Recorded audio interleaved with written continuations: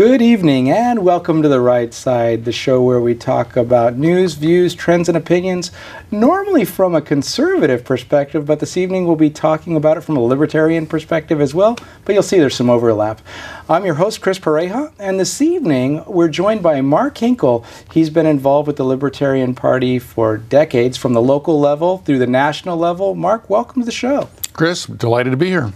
Thanks for joining us. And we want to learn a little bit more about how someone discovers their inner libertarian. Well, I can tell you how I became a libertarian. When I was 17 years old, my parents took my sister and I on an extended trip to Europe. And my mother figured I should have something to read in the evenings because TV in Europe is typically in the local language, of course, and I'm monolingual. And so she brought along a copy of Atlas Shrugged by Ayn Rand, and that kept me busy, usually till about 2 o'clock in the morning.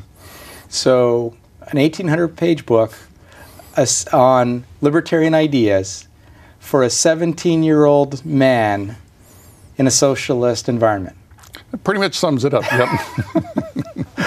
And what interested a 17-year-old man in reading such a lengthy book till 2 in the morning?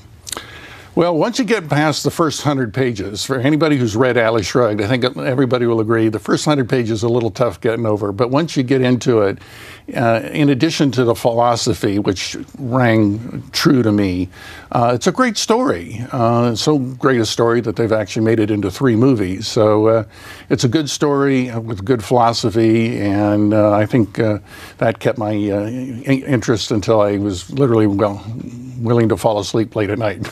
Well, what's interesting is that even though we were talking before the show that it was copyrighted somewhere around 1957, a lot of the philosophies that were kind of predicted of what happens when power is allowed to run within crony circles, etc., has been manifesting itself for quite a while here in the States. Well, you know, all the old philosophy or saying that power corrupts and absolute power corrupts absolutely certainly has held true throughout history, and we're no different. We're creatures of habit, and people who seek power will pretty much do anything to seek that power, and that's one of the reasons why the Libertarian Party exists, is to put a quash on that overreaching power. And we believe in a voluntary society, and whenever politicians or anybody else tries to step over that boundary, that's when the Libertarian says, hold it right there. Right. So talk to us a little bit. That's about how you maybe absorbed some of the philosophy and your background, and your parents probably had some influence on your tending libertarian as well. But there's a difference between identifying with libertarian philosophy and actually doing something normal libertarians don't do, and that's get involved in trying to change things. They would rather be left alone. What would possess a person of libertarian leaning to get in there, mix it up, and not just do it on a small basis, but go across the country trying to spread the word? Yeah. Yeah, and actually, early on, that was one of the decisions I had to make. Do I, like a lot of libertarians, just, find a place up in the hills and sequester food and guns and ammo and all that sort of stuff? Or do I actively get involved in trying to stop the march towards socialism and totalitarianism? And it was a difficult decision, but ultimately I looked at some of our founding fathers, and they gave me some inspiration. They overcome incredible odds to found this nation, this grand experiment. And so ultimately I decided, okay, let's give it one last shot to try to save this nation before it goes into the deep end of socialism and totalitarianism.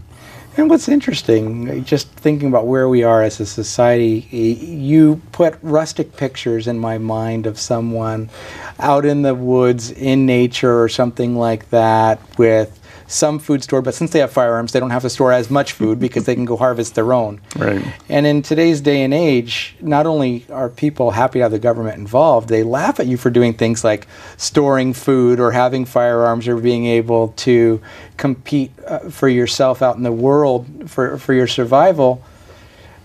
Do you ever feel like you're trapped in a time warp? Especially in California, yeah. where... Well, you know, we're in a economy that really does reward you for being interdependent with other folks, and I certainly don't want to discourage people from specializing. Certainly here in Silicon Valley, specialization has led to incredible riches. But on a personal level, I think it's responsible of each individual to take care of themselves and their family by taking care of things. Again, I don't store great sums of gold and food and ammo and stuff like that, but I've got some just on the off chance that things do start to go south very rapidly. But I'm pretty much committed to trying to restore freedom in the United States, and I think there'll be some warning signals if things really start to take a dark turn. Right. But right now, I'm very confident that we're going to turn things around. And one of the reasons why I'm very confident, particularly here in California, I look at the people who are registered to vote, and you may not be familiar with this, but for example, liberal, Democratic-controlled, uber-liberal San Francisco, 30% of the voters are registered with no political party. Right. That's huge. People are voting by saying, look, I've had it with the Republican Democratic establishment. We're looking for something new. I think something like 75% of the voters have indicated there is a need for a third political party. And hopefully the Libertarian Party is that political party. But, in competition with the Republicans, Democrats, hopefully the best party wins. And we hope we're us. Well, in California, we're just hoping for a second party to emerge, let alone a third. But I agree with you that a lot of people identify with libertarianism, and it seems like the most easily accessible choice for a third party, a viable third party in California, because in Alameda County, I know as an example, there are something like 90 parties that are counted, but only 6 are official. Right. But libertarianism aspects of it tend to resonate on the progressive side when you're looking at the social aspects of Correct. Leave me the heck alone, and on the conservative side from the government perspective of leave me the heck alone. Talk to us about what you're seeing out there. I know the Libertarian Party is notorious for taking tests on street corners and showing people that they're actually more libertarian than they expected. What's been your experience with that? Yeah, exactly. Whether it's in high schools or the Junior States of America conventions or street corner gun shows, art and wine festivals, we do all of those. And this is called the world's smallest political quiz. And basically we ask 5 or 10 questions on civil liberties issues and economic issues. And we actually chart people where they fit, whether they're centrist, totalitarian, left-wing, right-wing. And it's very interesting. Younger people typically are usually a little more authoritarian, but there are certain issues like the drug issue where they tend to be more civil libertarian oriented. And then as they grow older and join the workforce, then sort of the economics just sort of start kicking. It's like, wait a minute, I'm paying how much of my salary for income taxes and state income taxes and Social Security and Medicaid and da-da-da-da-da. And then, the little economic reality comes in, and that's where they blend together. And the civil liberties side and the economic side comes together, and more people start floating up to the libertarian quadrant. Right. And so there are a few core components of the libertarian platform that get a lot of notoriety. The issue of legalization of drugs, there's the gun aspect. Tell us about the top 3 or 4 that the Libertarian Party may want to be identified with, whether it's those or others. Well, one of the key issues that's going to be on the ballot in 2016 here in California is the legalization of marijuana. And I'm one of those folks that hate marijuana. I can't stand the smell of it. I've never used it. But I want to legalize it, or actually what I like to say is re-legalize it, to point out that marijuana was once a legal drug and it was very little problem. I'm hesitant to say drugs, if they're legal, are going to totally eliminate all problems, because that's not the case. but it's going to be dramatically better than in the situation is now. And this is not just a theoretical idea on my part. Portugal in 2001 essentially re-legalized all drugs. I'm talking not just heroin, but cocaine, meth, you name it, all drugs. It's treated as a medical issue and a social issue rather than a criminal issue. Guess which country in the EU has the lowest recreational drug use? Portugal? Is that the answer? Chris, you're such a smart guy. So from a conservative standpoint, if you want to minimize the negative aspects of the drug usage, which I certainly do, you want to legalize them. That's the solution. Because what happens when you make something illegal, you create a black market, because the demand does not go away just because you made something illegal. One of the things that somebody says, you know, well, of course, all we have to do is outlaw guns and they'll disappear, because that's what happened when we outlawed drugs, right? Of course not. So the unintended consequences of the drug war is we have per capita more people behind bars than any other nation on earth. And the cost to keep people behind bars, typically the equivalent or better than a college education at Santa Clara University, Stanford University, UC Berkeley. So we're wasting an incredible amount of money to keep people from using drugs that if they use by themselves and at their home and they're not endangering anybody else, why should anybody care? Why should the government care? Right. Well, it's interesting. Whenever government declares war on anything, we seem to get more of it. War on poverty, war on drugs. You know, you bring up a good point. The war on poverty was officially announced during LBJ's administration. And if you look at the chart of the per capita poverty rate, it was on a steady decline until the war on poverty was declared, and then it flattened out.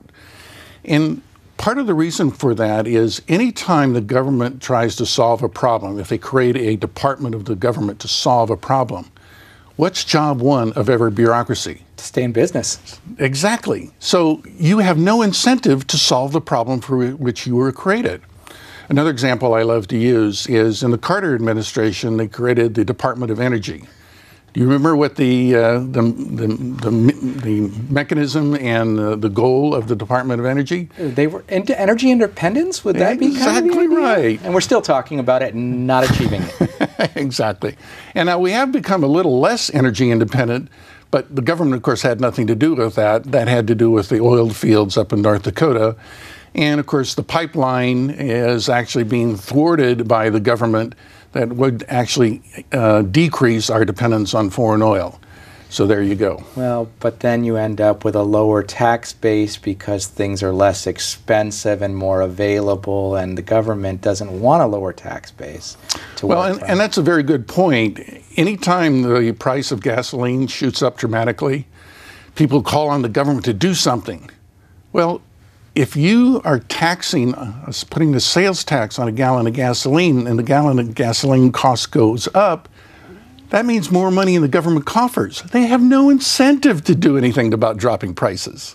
Wow. And of course, we have record high sales tax and record high excise taxes, both from the state and federal level on gasoline. We actually pay more tax than I believe every other state in the nation here in California. Right. A good friend of mine works in Oklahoma City, $1 a gallon less than what we're paying. Yeah, but it's the big oil companies that we really want to target versus I think that we should actually have a disclaimer of how much tax goes into each gallon and where it goes. I think people might have a slightly different philosophy on. Well, and here's another good question. Do businesses and corporations really pay taxes? Or do they just pass that cost on to the consumer? My theory is they either pass the cost on the consumer, which is the more likely event, or it's reduced benefits to their employees, or reduced price of the stock. But guess what? The corporations don't pay taxes. Businesses don't pay tax. It's a hidden tax on the consumer. So when you hear politicians talk about businesses ought to pay their fair share, what they're really saying is, Chris, I'm going to stick you with another tax. And it goes beyond that with governments getting involved. This weekend on Facebook, I saw someone crying because the prices at Chipotle in San Francisco have gone up since they hiked the minimum wage to $15. And how did that happen? Across the nation, Chipotle raised their rates about 4% to keep up with the cost of beef or what have you, and miraculously about 15% in San Francisco. I voiced this opinion in the house that I wonder why these people are crying. My 13-year-old daughter turns to me and said, what did they expect was going to happen? That's basic economics. But evidently politicians don't learn basic economics. No, they don't. Well, and the bad thing is, you know, if you're a captive market in San Francisco, you can set the rates pretty much anywhere you want. But we're not in a captive market. We're actually in a worldwide global economy. So if I'm a small businessman, if I'm competing against another business in Nevada and their tax rate is half what it is for me, guess what? They have a competitive advantage. Maybe it behooves me to actually move my business across the border in Nevada or in Texas, which literally tens of thousands of people have moved their businesses to Texas because lower taxes. Literally, if you want to start up a corporation in Texas, it takes you $25 and about 3 days time frame. Here in California, about 288 days to open up a new chain. Like I recently attended Freedom Fest in Las Vegas, and the head of, I think it was Arby's, came by and talked about opening up an Arby's in Los Angeles, 288 days versus something like 30 or 40 days in some other states. Carl's Jr. did the same thing and said they're not opening any more restaurants in California. Love the state, can't handle it.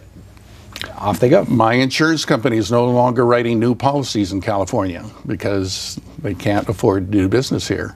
And of course, I and you were paying inflated rates because of that. Right. So we talked a little bit about drugs and legalization. You've interspersed taxes throughout. You guys are known for guns also. Talk to us about the perspective on should there be more guns, less guns, or at least the ability to access them? Well, I strongly people recommend, and there's a book out there called More Guns, Less Crime. And it's written by Professor John Lott. And the interesting thing about that book is he actually set out to prove more guns means more crime. But he actually went through the FBI statistics and found out just the opposite. When people are allowed to defend themselves, carry concealed weapons in states that have shall issue permits, they have a lower crime rate.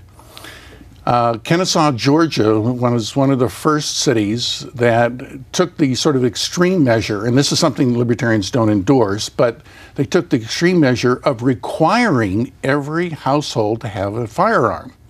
Now again, I don't want to force you to carry a firearm if you're uncomfortable doing that, and libertarians certainly would not do this. But an interesting thing happened after this obviously was a very well publicized ordinance that passed in Kennesaw, Georgia. Guess what happened to the burglaries, the assaults, the rapes? Near zero? They dropped like 80 to 90%. Right. Because if you're a thief, do you really want to go into a household where somebody might be shooting back at you? No, there's better pickings in gun-free zones. And of course, that's where they go. Yeah, absolutely, because if you're not going to be stopped, it's easier to take out 8 or 10 or 30 people if nobody's shooting back. If somebody's shooting back, you might get 1 or 2, but the numbers go way down. Yeah, exactly. Now, libertarians are not big on banning things, but one thing we would like to ban is gun-free zones because, again, you look at virtually all the mass shootings, virtually all of them happen in gun-free zones. In Aurora, Colorado, there were 6 theaters, one of which had a gun-free zone. Where do you think the gunman went? The gun-free zone. Bingo. No competition. Bingo. So, guns, drugs, taxes, what else do you guys want to see changing on the political landscape? Well, clearly, worldwide, we have what I would call a Department of Offense instead of a Department of Defense. I believe we have soldiers in something like 125 countries around the world. Our founding fathers created the Department of War, which later was changed to the Department of Defense. and we want our soldiers to come back and defend the United States. Because I think if you look at the history of our involvement in the Middle East, and not just the United States, but a lot of countries in Europe literally have been messing around with Egypt and Syria and Iran. I mean, we had in Iran the duly elected, democratically elected president was deposed by the United States, and who did we put in? The Shah of Iran, a dictator. Now, I thought we were supposed to be a republic and we believed in free elections, and yet here we were putting in a despot who fortunately was then thrown out later. But if we had a foreign power come in and install a dictator in the United States, how do you think we would react toward that foreign power?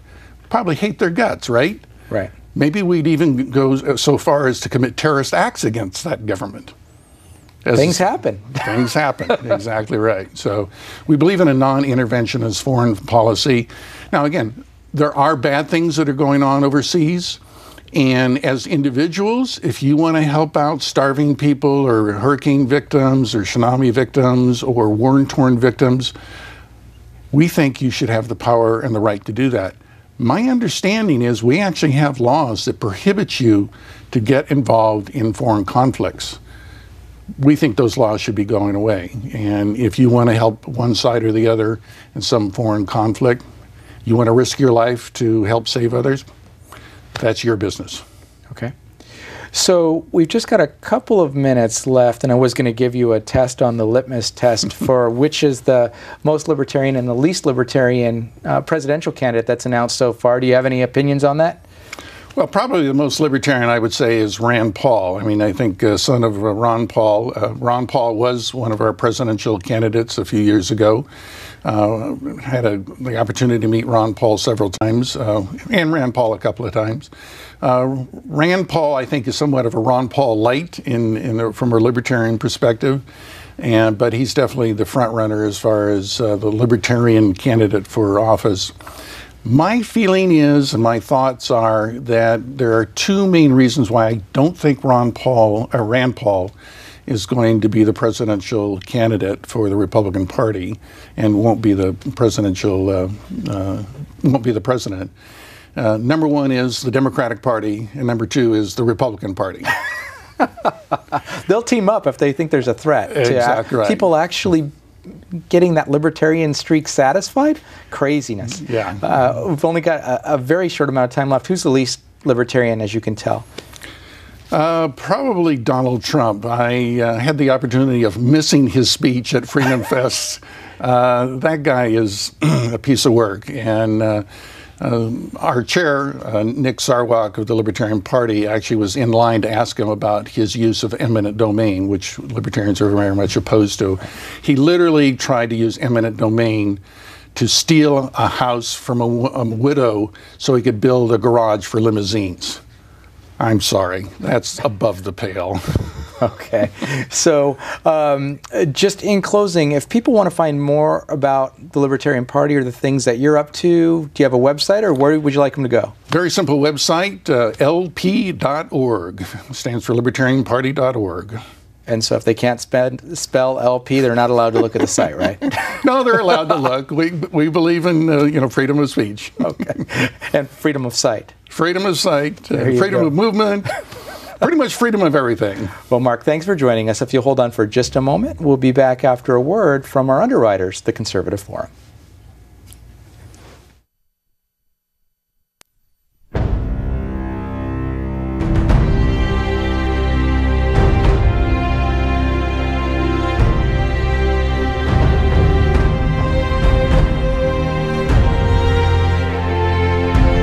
The Conservative Forum of Silicon Valley began with 20 conservatives meeting at a restaurant in November of 2003. Our mission is to promote the principles of American liberty through education. By 2012, we had grown to over 600 paid members. Our monthly meetings feature well-known and prestigious conservative speakers addressing issues that are critical to our country's very survival. This includes speakers like Victor Davis Hanson, Andrew Breitbart, David Horowitz, and many others. In addition to our monthly meetings, we sponsor a conservative local cable access TV show, The Right Side, covering today's topics. Our Constitution discussion group not only teaches the Constitution, but started our annual essay contest that awards 2 $1,000 scholarships to local high school seniors. We are a virtual clearinghouse for grassroots organizations by providing them with table space at no charge in our exhibit area. There are typically a dozen groups represented. If you are like-minded, join us at our next meeting and become motivated and empowered. Liberty, made in America.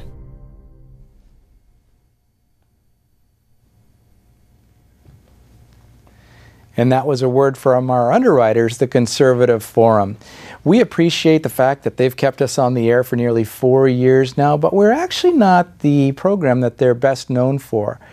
In fact, what they're best known for is their speaker series, which tends to meet the second Tuesday of each month at the IFES Portuguese Hall at 432 Steerland Road here in Mountain View, about 3 minutes from the studio. In August, the speaker will be Geert Wilders, Dutch politician and the founder and leader of the Party for Freedom in the Netherlands. In September, Charlie Kirk, a 21-year-old founder and executive director of Turning Point USA. In October, David Spady, California State Director for Americans for Prosperity. And in November, Kurt Schlichter, Army Colonel, trial lawyer, and national commentator for Fox News, Dennis Miller, Hugh Hewitt, and others.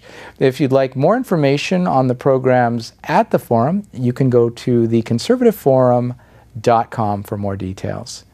In closing tonight, it's been very interesting to me over the last several years that I've been involved in the political landscape here in California, that really libertarianism is more appealing to many people than might realize it at first. As we stated during the show, sometimes there's the aspects of the more hands-off approach to foreign policy or the legalization of recreational drugs or medicinal purposed implements, if you will. On the other side, people like the smaller government, freedom to defend their families, and a lot of people really do converge in that libertarian part of the spectrum if they investigate more deeply and get an understanding, because I think ultimately American DNA says, leave us the heck alone. Let us live our lives. Let us chase the freedom and the definition of prosperity that we each prefer. If you want more information on the things that Mark was talking about, again, you can visit lp.org and learn more. I've been your host, Chris Pareja. This has been The Right Side, and we're hoping to see you again either in person or on the show sometime soon. But if you just can't wait, you can find us at therightsidetv@gmail.com, and we'll try to get responses to your questions back at you as soon as possible. Thanks again, and have a great night.